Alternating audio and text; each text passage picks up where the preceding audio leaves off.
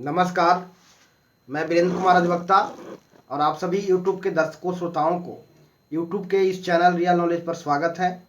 और आज मैं पुनः आप लोगों के समक्ष इस चैनल पर पूर्व की भांति कुछ संक्षिप्त राय विचार लेकर के हाजिर हूँ।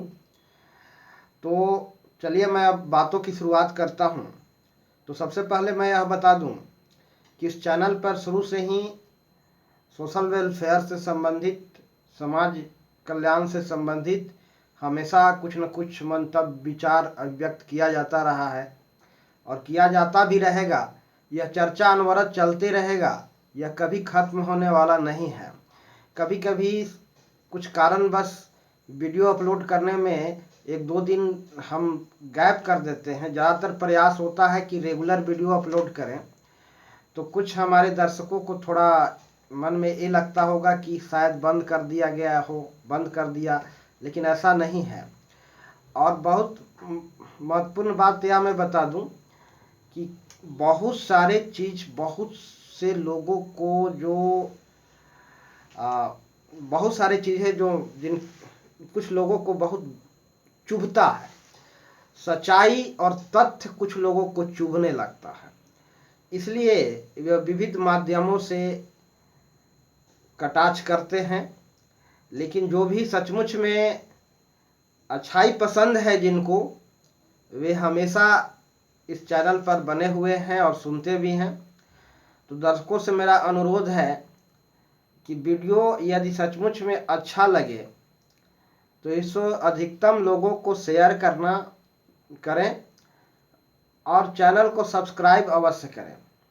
जनहित में चैनल को सब्सक्राइब करें और वीडियो को अधिकतम लोगों को शेयर करें।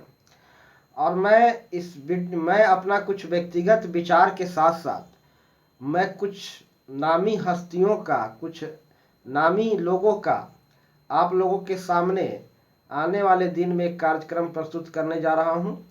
उनका साक्षात्कार भी आप लोगों के सामने रखूंगा, जो सबको फायदा मिलेगा। हालांकि अभी खेद है, हमारे डिवाइस में कुछ टेक्निकल खराबी है, अब वीडियो अच्छा नहीं आ रहा है। इसके लिए मैं खेद प्रकट करूंगा, लेकिन यह कार्यक्रम हमेशा चलता रहेगा। भले ही कुछ लोगों को बात चुभेगी, कोई फर्क नहीं पड़ता है, लेकिन यह कार्यक्रम हमेशा चलता रहेगा। तो दर्शकों से मेरा अनुरोध है कि इस चैनल पर प्रस्तुत की जा रहे भाषणों को आप अवश्य सुने और यदि अच्छा लगे तो इसे जनहित में, लोकहित में अधिकतम लोगों को, अपने मित्रों को, अपने सगे संबंधियों को इसको शेयर करें। और देखिए, यहाँ यह जान लेना जरूरी है कि जो सबका हित से जुड़ा हुआ है, वैसे कार्यक्रमों में सबको जुड़ना चाहिए और जो सबके हित से संबंधित हो, उस कार्यक्रम को आगे बढ़ाने में सबको योगदान देना चाहिए, क्योंकि ये सबका हित से संबंधित है। हर वाक्य जो मैं यहाँ कह रहा हूँ बिल्कुल लॉजिकल है और तथ्यपरक है, तथ्य से जुड़ा हुआ है। यहाँ पर तथ्य से अलग हट करके कुछ भी नहीं है। तो तथ्य पर मैं बात करूंगा, सच्चाई पर बात करूंगा, वास्तविकता पर बात करूंगा। और बुरे लोगों को तो बातें चुभेगा ही और चुभता ही है। शायद यह बताने में भी आज हमें एक बहुत फक्र हो रही है कि आज के राजनीतिक व्यवस्था में भी कुछ हद तक गंदगी आ गई है और राजनीति में भी, और घटिया ओछे राजनीति करने वाले लोग भी हैं। और हमारे समाज में आश्चर्य तो यह होता है कि इस ओछे राजनीति करने वाले लोगों को भी लोग चुनाव में वोट देते हैं, जिताते हैं। इनका खामियाजा भी जनता को ही भुगतना पड़ता है। फाइनली इनका खामियाजा जनता ही भुगतती है। तो मेरा यह कहना है कि आज के समय में नोटा का भी एक राजनीतिक चुनाव प्रणाली में नोटा का ऑप्शन होता है, नन ऑफ द एबव।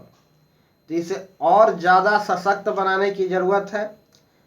यहाँ पर मैं अभी बहुत ही संक्षिप्त में बात करूँगा, लोकल निकायों का चुनाव, संस्था और संगठन के चुनाव में भी नोटा का ऑप्शन होना चाहिए, ताकि एक योग्य पदाधिकारी को चुना जा सके।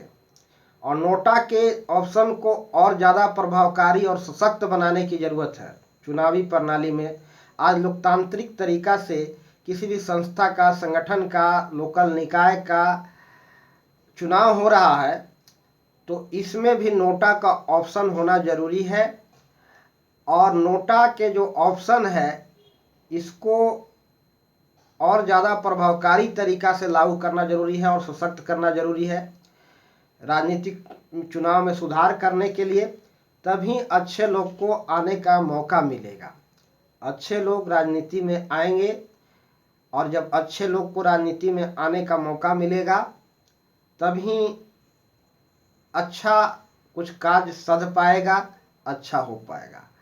तो आज के राजनीतिक माहौल में जो संगठन के लोग हैं, विविध प्रकार के संगठन जो चल रहा है, इसमें बहुत सारे लोग व्यक्तिगत फायदे को ज़्यादा सोचते हैं, समाज हित को कम ध्यान रखते हैं। तो व्यक्तिगत फायदा से ऊपर उठ करके ही काम करने की ज़रूरत है। और आज के माहौल में राजनीति में बहुत गंदगी है, गंदगी व्याप्त हो गई है, इसमें कोई संदेह नहीं है। उच्च स्तर की राजनीति हो रही है, उच्च लेवल की राजनीति हो रही है। और ये उच्च लेवल की राजनीति पर अंकुश लगाना जरूरी है। आज 60-70 साल के अवस्था में भी लोग 70-80 के उम्र में भी हम अपने प्रतिनिधियों को चुन रहे हैं अपने संस्था और संगठन के, और जिनका विचार मन मलिन हो वैसे लोगों को चुन रहे हैं, जो देश और समाज के लिए हानिकारक भी होगा। मेरा यह कहना है कि सबसे लोकतांत्रिक प्रणाली से चुनाव होता है देश में, और लोकतंत्र का सबसे अच्छा उदाहरण है प्रत्यक्ष लोकतंत्र, जहां शासन कार्यों में जनता सीधे तौर पर भाग लेती है। कोई भी निर्णय में जनता का हिस्सा होता है।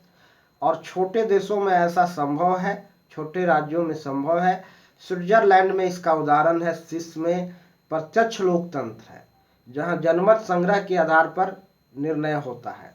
तो छोटी छोटी संस्थाएं हैं, छोटी छोटी संगठन हैं, वहां भी चुनाव लोकतांत्रिक प्रणाली से होता है। तो क्यों नहीं यहाँ पर भी प्रत्यक्ष लोकतंत्र के आधार पर ही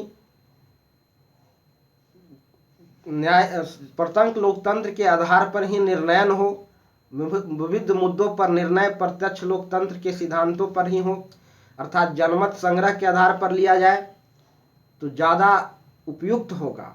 हर काम जनमत संग्रह के आधार पर लिया जाए तो ज़्यादा उपयुक्त होगा। और आज जनमत संग्रह का महत्व छोटी छोटी निकायों के चुनाव में बहुत जरूरी है, उपयुक्त है। और नोटा कहीं कहीं आज छोटी संस्था संगठन के चुनाव में नोटा का ऑप्शन नहीं है। देश के चुनाव में जब नोटा का ऑप्शन है तो फिर हर संस्था और संगठन के चुनाव में नोटा का ऑप्शन क्यों नहीं होना चाहिए।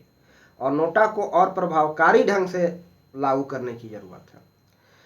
तो मैं ज़्यादा कुछ नहीं कहूँगा, समय का अभाव है। मैं यही कहना चाहूँगा कि आज हमें एक अच्छे लोगों को चुनाव में भेजने की ज़रूरत है। और राजनीति में कुछ हद तक गंदगी आ गई है, इसमें कोई संदेह नहीं है। और जो लोग गंदे राजनीति करते हैं उन्हें उनका दूरगामी बुरा परिणाम भुगतना पड़ेगा। यह प्रकृति का नियम है। तत्काल तो लगता है कि सब सर्वे सर्वा जो चाहे सो करे, लेकिन जो कुछ भी गंदी राजनीति करते हैं उनका उसका दूरगामी बुरा परिणाम ही भुगतना पड़ता है। यह उदाहरण है हमारे इतिहास में, इसका वर्णन है, उल्लेख है। और हम बीते दिनों के घटनाओं पर अगर दृष्टिपात करें, नज़र डालें, तो ये तमाम बातें स्पष्ट होता है कि जो लोग बुरी राजनीति करते हैं उनका बुरा परिणाम भी मिलता है। तत्काल नहीं समझ में आता है, लेकिन बाद में उसका बुरा परिणाम मिलता है। तो इस पर भी मैं बात में इन बातों पर मैं आने वाले दिनों में विस्तार से वीडियो लेकर विस्तार से चर्चा करूंगा, एक विस्तृत वीडियो लेकर के आऊँगा। तो अभी मैं अपनी बात को इतना ही कहकर समाप्त करता हूं, और सभी दर्शकों से मेरा अनुरोध है कि यदि मेरी बातें पसंद आए तो जनहित में इस वीडियो को अधिकतम लोगों को शेयर करें और चैनल को सब्सक्राइब अवश्य करें। तो अंत में सभी को मेरा प्यार भरा नमस्कार। जय हिंद, जय भारत, जय श्री राम।